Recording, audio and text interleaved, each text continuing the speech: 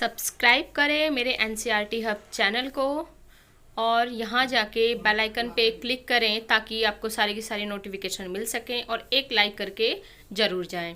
और वीडियोस देखने के लिए आप यहाँ जाके देख सकते हो और playlist. Hello student, welcome back to my YouTube channel. मैं हूँ नीरज, आपका स्वागत करती हूँ अपने एनसीईआरटी हब चैनल पे। तो बच्चों, आज हम वर्कशीट नंबर 46 करने वाले हैं। अब तक 45 वर्कशीट्स हम कंप्लीट कर चुके हैं।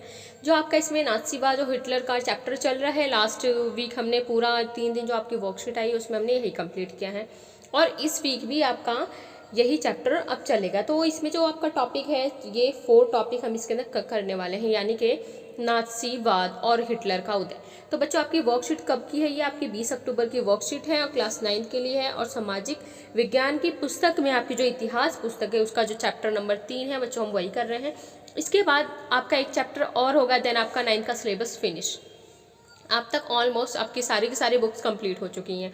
तो अभी लास्ट बुक चल रही है, तो जल्दी से जल्दी अपनी बाकी जो आपके जैसे ज्योग्राफी है, आपकी पॉलिटिकल साइंस है, उसकी आप रिवीजन करना स्टार्ट कर दें। और इकोनॉमिक्स जो आपकी बुक है उसकी रिवीजन करना स्टार्ट कर दें, क्योंकि आपके एग्जाम्स कभी भी हो सकते हैं। ठीक है, तो बच्चों इस वर्कशीट में हम स्टार्ट करने वाले हैं। तो वर्कशीट स्टार्ट करने से पहले बच्चों, मैंने इस पर आपकी मैप की प्रैक्टिस करा रखी है। तो आपके मैप जो आपके इतिहास वाली बुक के मैप हैं उसकी एक वीडियो डाल रखी है मैंने, और जो भूगोल के मैप हैं ज्योग्राफी से, जो आपके दोनों 5-5 नंबर के आते हैं। क्लियर है? तो टोटल 10 नंबर का बच्चों आपके पेपर में मैप आता है, जो आपके 10 मार्क बिल्कुल कंप्लीट हो जाएंगे। तो आपको इतिहास वाले में वो मैप लगाना है। वो अगर आपको मैप देखने हैं, मैप की वीडियो मैंने अपलोड कर रखी है, तो आप प्लेलिस्ट में जाके, अगर प्लेलिस्ट में आप जाओगे तो वहाँ पे 9th मैप प्रैक्टिस करके लिखा हुआ, 9th मैप प्रैक्टिस एनसीईआरटी करके लिखा हुआ, उस पर क्लिक करोगे तो उसके अंदर आपको 2 वीडियो देखने को मिलेंगी। एक इतिहास की है, एक आपकी भूगोल की है। तो आप वहाँ से मैप वर्क की जो प्रैक्टिस है वो कर सकते हो और उसे अपने नोटबुक में पेस्ट कर दो। आपको अच्छे से वो क्लियर हो जाएगा, समझ में आ जाएगा। क्लियर है? तो आइए हम बढ़ते हैं अपने वर्कशीट की तरफ, स्टार्ट करते हैं। इसमें हम पढ़ने वाले हैं हिटलर द्वारा जर्मनी में शासन। अब देखो, हिटलर ने इतना प्रचार वगैरह करके अब जर्मनी में वो शासन करने के लिए बिल्कुल तैयार है, लेकिन देखते हैं हम किस तरीके से अपना शासन करेगा वो और किस तरीके की इसकी रणनीतियां हैं। तो आइए हम देखते हैं। सरकार को नियंत्रित और व्यवस्थित करने के लिए विशेष निगरानी और सुरक्षा दस्ते गठित किए गए। अब क्या किया है? समाज को नियंत्रित करने के लिए, नियंत्रित और व्यवस्थित करने के लिए, इस निगरानी करने के लिए इसने क्या है, कुछ जैसे हमारे यहाँ पे पुलिस वगैरह होती है, तो इस तरीके से कुछ इसने वो जो आपके जो विभाग वगैरह होते हैं वो गठित कर किए इसने। तो देखते हैं इसने कौन कौन से गठित किए थे। पहले से मौजूद हरी वर्दीधारी पुलिस, क्लियर है, जो पहले से थी वो। नेक्स्ट है स्टॉर्म ट्रूपर्स, यानी कि SA बोला जाता है, के अलावा गेस्तापो गुप्तचर राज्य पुलिस, ये है यहाँ पे। और SS यानी कि अपराध नियंत्रण पुलिस, ये अलग है। और सुरक्षा सेवा यानी कि SD, इन सब का इसने गठन किया था। किसके लिए गठन किया था? ताकि समाज में नियंत्रण और व्यवस्था बनी रहे। क्लियर है? आगे हम चलते हैं। इन दस्तों को बेहिसाब अधिकार दिए गए। अब ये जो सारे के सारे हमने पढ़े हैं, आपके ये हरी वर्दीधारी पुलिस है, ऐसे है, गेस्तापो है आपका, और SS है, और ये आपका SD, इनको बेहिसाब अधिकार दे दिए। कौन कौन से अधिकार दिए हैं? देखो, काफ़ी इन अधिकारों की वजह से काफ़ी लोगों को बहुत नुकसान उठाना पड़ा था। देखते हैं किस तरीके से। किसी को देश से निकाला, यानी कि ये देश से निकाल भी सकते थे या गिरफ्तार किया जा सकता था, यानी कि किसी को भी ये देश से निकाल सकते थे, गिरफ्तार कर सकते थे, या किसी को भी कैद कर यातना गृह में भेजा जा सकता था। यानी कि यहाँ पे इनको पूरा अधिकार था, इनकी मनमानी चल रही थी। 1933 में हिटलर ने लीग ऑफ नेशन से पल्ला झाड़ लिया और 1936 में राइन्सलैंड पर दोबारा कब्जा कर लिया। अब देखो, जो राइन्सलैंड हमने पढ़ा था, ये खनिज संपन्न क्षेत्र था, इस पे क्या किया? अब हिटलर ने कब्जा कर लिया था। जो प्रथम विश्व युद्ध के बाद इसको क्या किया था? एक जुर्माने के तहत इसका ये भाग जर्मनी से छीन लिया था, लेकिन इसने क्या किया? इस पे कब्जा कर लिया। देन एक जन एक साम्राज्य एक नेता के नारे की आड़ में इसने दिया था ना, इसने नारा दिया था एक जन एक साम्राज्य एक नेता, लेकिन इसने क्या किया? आड़ में 1938 में ऑस्ट्रिया को जर्मनी में मिला लिया। किसको मिलाया? जर्मनी में मिलाया। इसके बाद उसने चेकोस्लोवाकिया को हड़प लिया और सितंबर 1939 में उसने पोलैंड पर हमला कर दिया। अब देखो पोलैंड पे भी इसने हमला कर दिया, जिसके बाद फ्रांस इंग्लैंड के साथ भी उसका युद्ध शुरू हो गया। अब देखो धीरे धीरे क्या कर रहा है, युद्ध करके जो अपने आसपास के जो क्षेत्र थे जिस पे अधिकार किया गया था वो सारे क्षेत्रों को क्या कर रहा है, विजित कर रहा है, यानी कि उन्हें जीत रहा है। नेक्स्ट इसके बाद क्या है, जो दूसरे विश्व युद्ध में बदल गया। अब दूसरा विश्व युद्ध किसके कारण हुआ था, इसी के कारण हुआ था। शुरुआत देखो बच्चों किसने की है, इसने की है। पहले इसने राइनलैंड को छीना, फिर ऑस्ट्रिया पे कब्जा किया, फिर चेकोस्लोवाकिया पे कब्जा किया इसने, फिर पोलैंड पे हमला कर दिया। उसके बाद ये जाता है फ्रांस और इंग्लैंड से लड़ने के लिए। यहीं से दूसरे विश्व युद्ध की शुरुआत हो गई। तो सितंबर 1940 में जर्मनी ने इटली और जापान के साथ एक त्रिपक्षीय संधि की। कैसी संधि की थी, त्रिपक्षीय संधि, जिसमें जून 1941 में उसने सोवियत संघ पे हमला किया। किस पे, यानी कि रूस पे इसने हमला किया। कब, 1941 में।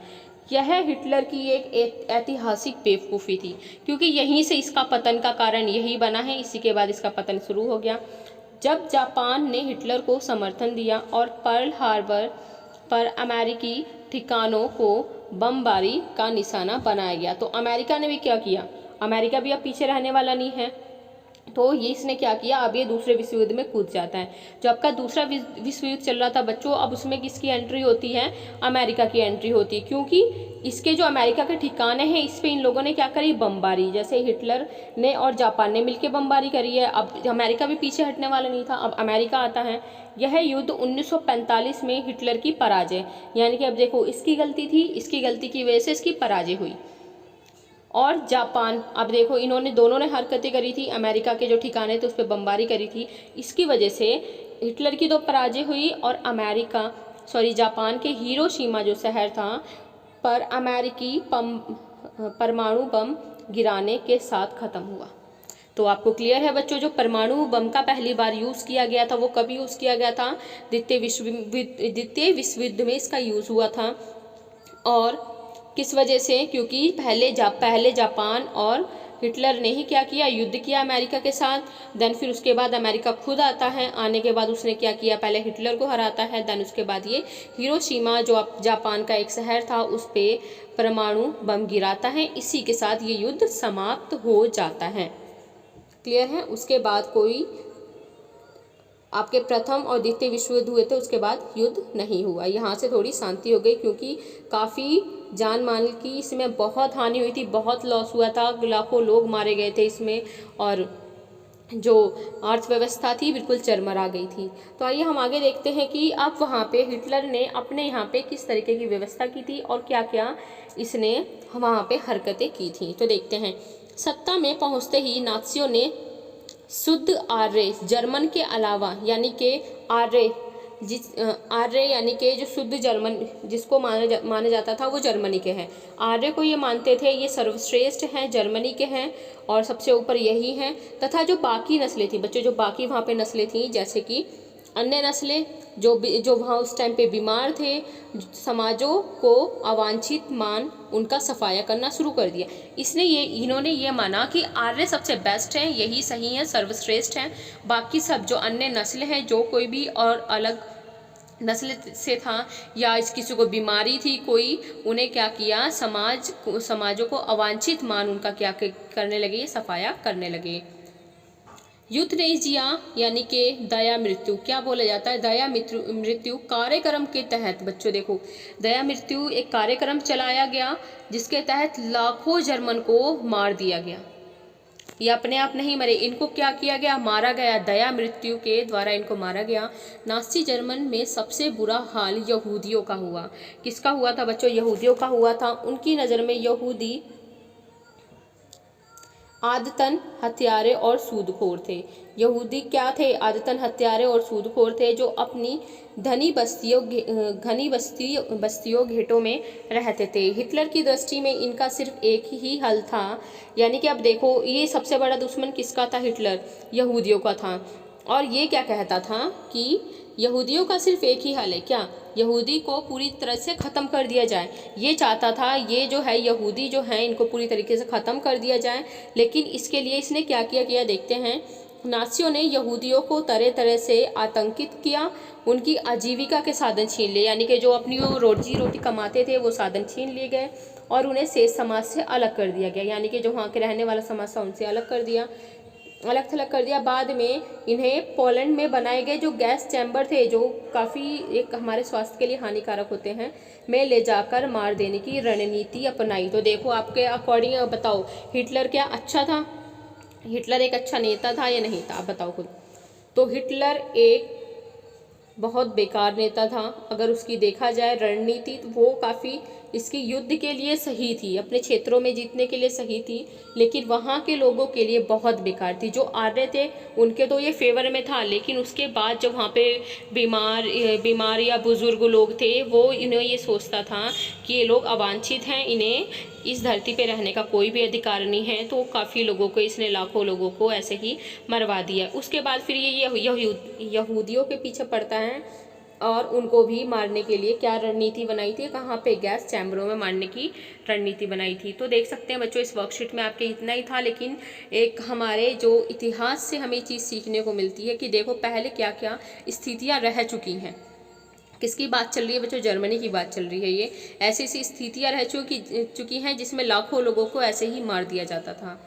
क्लियर है बच्चों? तो आपका ये मैप है, मैंने यही मैप पूरा का पूरा आपका उस वीडियो में कंप्लीट करवाया है। Germany, France, Spain.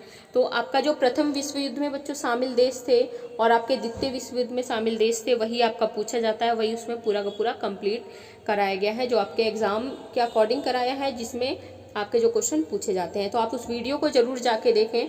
प्लेलिस्ट में जाके आप 9th मैप प्रैक्टिस आप जाओगे मेरे चैनल पे, दैन उसके बाद आप प्लेलिस्ट पे जाओगे। प्लेलिस्ट में जाने के बाद आपको 9th मैप प्रैक्टिस मिलेगी, उसमें जाके क्लिक करके आप उसकी प्रैक्टिस कर सकते हैं। अब हम देखते हैं इसके क्वेश्चन आंसर। तो फर्स्ट आपका है इसमें बच्चों, हिटलर ने जर्मनी में नियंत्रण बढ़ाने के लिए कौन कौन से संगठन बनाए थे? तो यानी कि नियंत्रण बनाने के क्या क्या बनाया था? आप देखो, इसने पहला बनाया था गेस्टापो, ये तो है गेस्टापो यानी कि गुप्तचर राज्य पुलिस। नेक्स्ट है एसएस, अपराध नियंत्रण पुलिस। और अगला है एचडी, ये एस है एसडी यानी कि सुरक्षा सेवा का गठन किया था। क्लियर है? इसे नोट कर लो आप। नेक्स्ट आपका इसमें जो क्वेश्चन है वो है, नासी सोच के अनुसार अवांछित कौन लोग थे?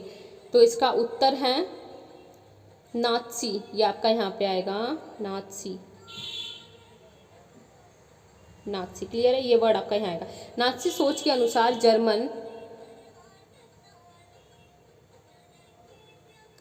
जर्मन आर्यों, थोड़ी मिस्टेक हो गई है, जर्मन आर्य के अलावा अन्य सभी नस्लें, विशेषकर यहूदी तथा जिप्सी, बीमार तथा विकलांग लोग अवांछनीय थे। नेक्स्ट है प्रश्न 3 है, हिटलर ने किन किन देशों पर आक्रमण किया? मानचित्र में पहचाने। तो हिटलर ने ऑस्ट्रिया, चेकोस्लोवाकिया, पोलैंड पे आक्रमण करके अपने में शामिल कर लिया था। क्लियर है? फिर उसके बाद बच्चों किसके साथ? वो जापान के साथ मिलकर उसने क्या है, अमेरिका पे भी बमबारी करनी शुरू करी थी। उसने रूस पे भी आक्रमण किया था। क्लियर है? नेक्स्ट आपका है, यहूदियों के साथ नासी व्यवहार किस प्रकार का था? तो इसमें आपका जो इसमें आंसर है नासी, ये आपका नासी है।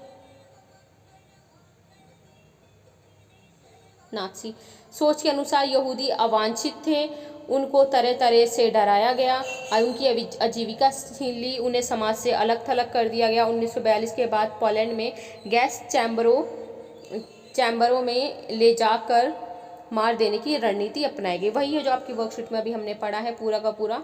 इसके बाद प्रश्न 5 है, क्या आपको अपने आसपास किसी प्रकार का भेदभाव नज़र आता है? तो इसे दूर करने के लिए आप क्या प्रयास करेंगे? तो बच्चों इसमें हम देखेंगे कि मुझे अपने आसपास लिंग के आधार पर होने वाला भेदभाव नज़र आता है अभी भी, और महिलाओं और लड़कियों को कमतर आंका जाता है। यहाँ पे आपका आएगा अभी भी। उन्हें आगे बढ़ने के उतने अवसर नहीं दिए जाते जितने कि पुरुषों को मिलते हैं। इसके लिए गुणवत्ता युक्त शिक्षा और समाज को जागरूक करने की आवश्यकता है, जिससे कि यह होने वाले भेदभाव कम हो सके। और इसकी शुरुआत हमें अपने घर से ही करनी होगी। अगर हाँ सब अपने घर से ये शुरुआत करें तो पूरा समाज ही बदल जाएगा। तो बच्चों यहाँ पे ये मिस्टेक थी, आप यहाँ पे आधी जो लिखा हुआ इसकी जगह लिख लो अभी भी, और यहाँ पे आपका अवसर नहीं है, आपका यहाँ पे है अवसर। क्लियर है? तो आपके पूरे इसमें 5 क्वेश्चन थे जो हमने कंप्लीट किए थे। अगर आपको बच्चों मैथ की प्रैक्टिस है, अगर मैं बता रही हूँ, आप मेरे वीडियो एनसीईआरटी हब जो चैनल है उस पर क्लिक करोगे, देन आप प्लेलिस्ट में जाओगे। प्लेलिस्ट में जाने के बाद 9th मैथ प्रैक्टिस करके हैं, तो वहाँ पे आप जाके आपके जो इतिहास वाली पुस्तक है उसकी प्रैक्टिस कर सकते हो, और आपकी जो ज्योग्राफी वाली यानी कि भूगोल की मैंने प्रैक्टिस कराई है उसकी प्रैक्टिस कर सकते हो, जो कि आपके पेपर में कितने मार्क्स की आती है, 10 मार्क्स की आती है। क्लियर है? तो बच्चों अब जाते जाते एक सबसे ज़रूरी काम आपको करना है, मेरे चैनल को सब्सक्राइब करें, शेयर करें और वीडियो को लाइक करके ज़रूर जाएं, और एक लाइक ज़रूर अब बनता है। क्लियर है? तो आप इस क्वेश्चंस को नोट कर लो, वीडियो पॉज करके आप इसे नोट कर सकते हो। देन मिलते हैं हम नेक्स्ट वीडियो में नेक्स्ट वर्कशीट के साथ, वर्कशीट नंबर 47। तब तक के लिए मास्क लगा के रखें, लोगों से उचित दूरी बना के रखें। Take care, bye bye.